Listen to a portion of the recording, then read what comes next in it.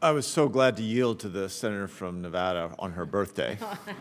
Make sure she didn't have to wait. Thank you. And we all wish you a very happy birthday. We try to do our best. Mr. Kelly and I, Administrator Guzman, I have tremendous respect for, and I think you're acquitting yourself well today. But that, whatever I'm saying, whatever agitation I bring to my questions is not a reflection on you. Recognize I view you as a solution, not the problem. But it is hard to look at a system like this where the communication and the system has been so dysfunctional and not feel tremendous aggravation. Senator Risch and I introduced a bill to require the EIDL program to meet exact timelines. I'm sure you've probably seen it, to make sure that it's communicating in a timely, effective manner. In March, the SBA started work on GAO's July 2021 recommendation to develop a comprehensive strategy for communicating with disaster loan program participants. And obviously, the resilience in this country is insufficient, so these disasters, these wildfires, these floods are are going to continue. Is the SBA's comprehensive communication strategy, does it include the timelines that Senator Risch and I had in our bill? So I apologize. I'm not able to recall exactly the timelines, but I will endeavor to state some timelines, and we can tell me to speed up, or as Senator Cantwell did last spring on RRF. But with respect to what we're doing in the disaster loan, so 83% of disaster loans are under $50,000. And most of them, they're consumer and EIDL loans for business, but there's property damage on the consumer side. Those are unsecured loans, and we ought to be, in the 21st century, able to approve, decision, and disperse within 72 hours or less. I'm sure right now there's somebody online saying, well, you know, Kelly, I could do it in 24 hours. But 72 hours sending the disbursement ACH list over to Treasury, we can get to that.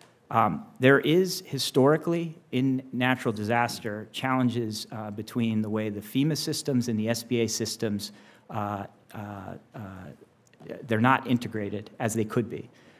So we are working with FEMA on a roadmap of application program interface to allow for those systems to integrate with one another. That's important because we often talk about a single point of entry so that I don't have to go to multiple different places. But in the modern technology architecture with API, you can have no wrong entry point, but maximum reuse or optimal reuse of data that you've put in. So from our standpoint, I would look to the restaurant revitalization program as an indicator of how Administrator Guzman intends to reform disaster lending in terms of timeliness. In that particular program, we had APIs published for private sector tools, point-of-sale vendors, Square and Toast. We enlisted other point-of-sale vendors for source of truth data that went to the economic injury calculation, and we were able to process 60% of those applications mobile, and we were able to, at the discretion and election of the applicant, and we were able to process those in less than 20 minutes.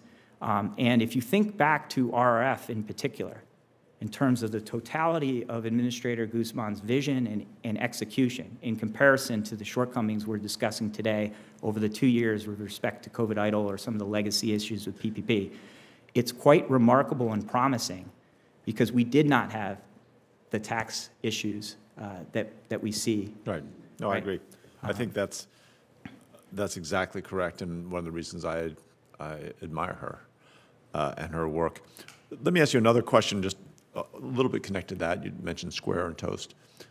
Is there, and this is just kind of pie in the sky future, a way that you guys could work with the fintech? And they claim that they now have so much information about their customers that they can give a more accurate loan. They can tell who's creditworthy, and that they're giving many, many loans that are turned down by the SBA.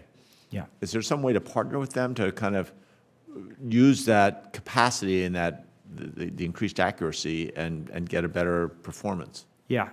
So yes, And that is underway and was, for example, under the hood, so to speak, in the back end for the restaurant revitalization portal, we integrated a fintech provider called Plaid.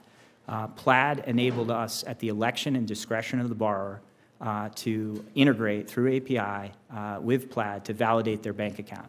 If you wanted to forego that, we did a manual review to validate bank account. Again, going back to what was not done in COVID EIDL, where you could switch your bank account in 2020.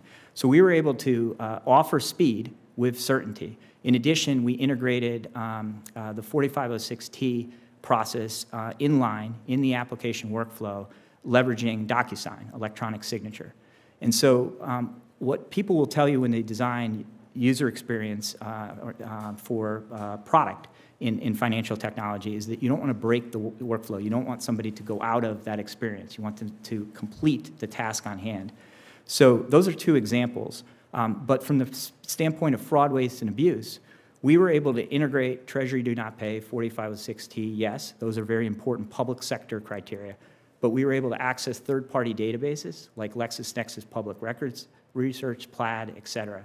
So there is enormous opportunity in natural disaster, which we are focused on right now, and into our core programs to do that. Yes? Great, perfect. Made my day. All right. Thank you. I'll yield back to the chair.